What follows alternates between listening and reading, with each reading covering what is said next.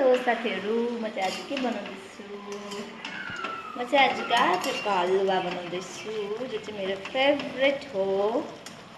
हेर्नुहोस्,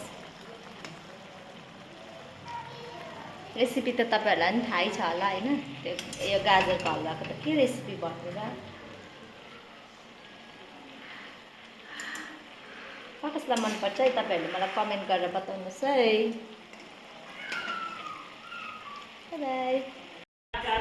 हाम्रो चाहिँ गाजरको हलुवा बनेर पनि हामी खाँदैछौँ हैन। हामी दुईजना चाहिँ हेर एकअर्कालाई अघि ग्रेड गर्नुको लागि। तर जसले ग्रेड गरिदिनु भएको आमाले चाहिँ खानु भएन, खाने चाहिँ हन्तकालहरू चाहिँ हामी नै हो।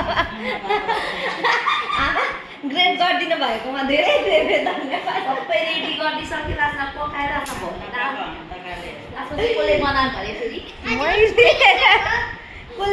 मैले। ए रिसिप कस्तो भएछ हौ? मिठो भएछ?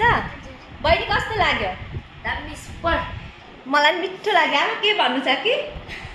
भन्नु न तपाईँको डाइलग। आमा मिठो भएछ। भन्नु न।